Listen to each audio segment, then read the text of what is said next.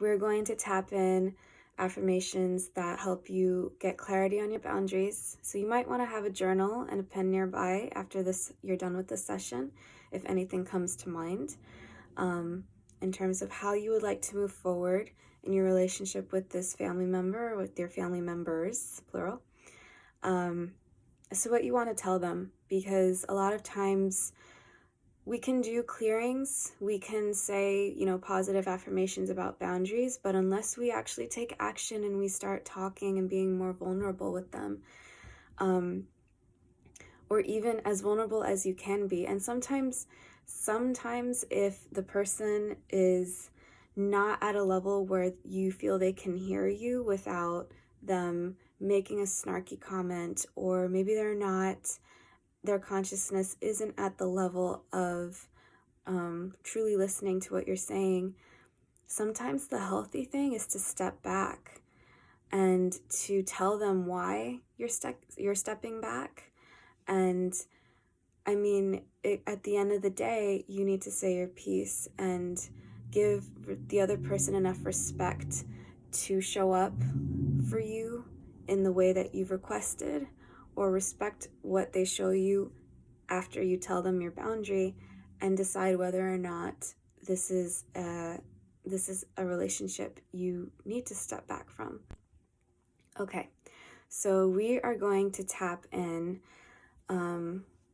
being willing to get clarity in your boundaries. We are going to tap in more energetic awareness. So knowing when you are taking something on from a person, and also tapping in, building your energy field, because let's face it, sometimes we can feel like sponges all the time.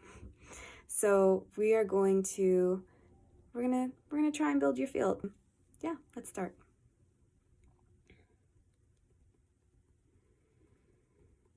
I choose to get really, really clear about my boundaries. By this I mean clearly dictating how it is I want to be treated. What does respect look like for me? In what kind of way do I wish to be loved and shown that love? How have I shown up for others, and how would I like for that to be reciprocated? I choose to be very clear in communicating this with the people I love and who are closest to me, my family. Whether it is a chosen family or my biological family. I choose to have the courage to speak these words, the courage to be vulnerable, the courage to know that I'm putting my foot down and I'm asking for a change in behavior. And it's not to shame the other person. And I'm not coming from it from a place of, you did this and I want you to do that. It's coming from a place of, this is how I've been showing up for you. This is how I've seen you shown up for me, and how I've seen you react to certain things I say or have done in the past. And I would really appreciate it if you stopped, because I don't like that. This is what I would really appreciate you do. It's a behavior change request, and the other person is free to do it or not. And then from there, I get to make the decision of what to do next. And I'm also choosing to tap in more energetic awareness. I choose to become more conscious of when I'm taking on other people's stuff and when I'm not. I'm choosing to become more conscious of when I'm taking on other people's stuff and start to feel it. Maybe in my body.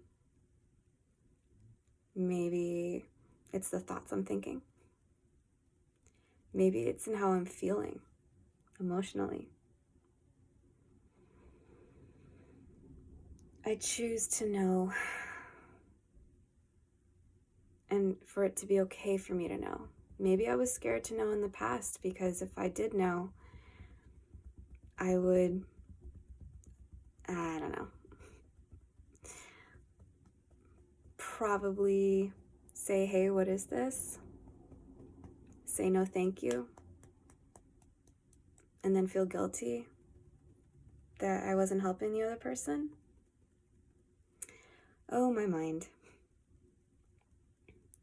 But this energetic awareness is actually really helpful for me, because then I can choose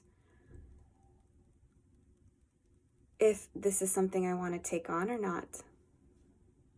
And side note, not. I have enough on my own plate. And as I choose to be more conscious about whose stuff I am taking on and releasing it, I'm also choosing to build my energetic field.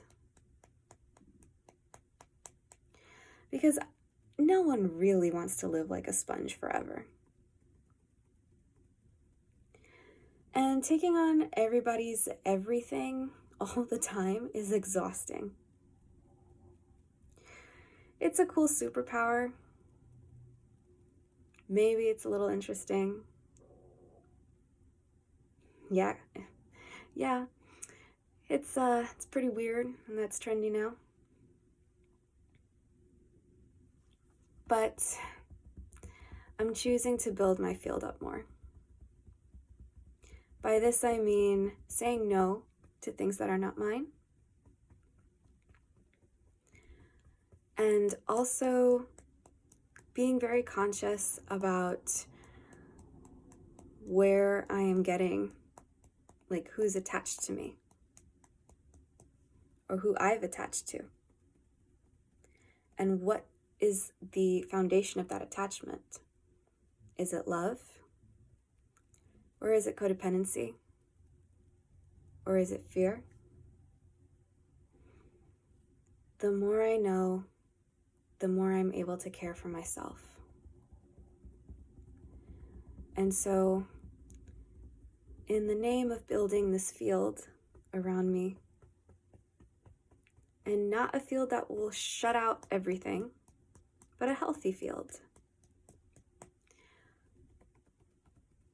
One where I can empath or feel what the person is going through, but not internalize it. Gives me enough protection to be able to have a sense of individuality without feeling like I'm meshing in with everybody and feeling confused and all over the place. I choose for it to be safe, for me to get to know my energy field as my own individual self. There is so much beauty in that, and that is deep self-care. Because at the end of the day, my energy health is also a part of my emotional health, my mental health, my physical health, the health all around me. And I deserve to live a gloriously healthy life. And I choose that for myself now. Okay, deep breath in and let go. All right, really proud of you. You have got this. No matter how long you have felt like a sponge or how long you never spoke up about your boundaries and how you would like to be treated, it is never too late to do that. You're worth being respected. Your gifts deserve that respect from you. And I hope you have a great day.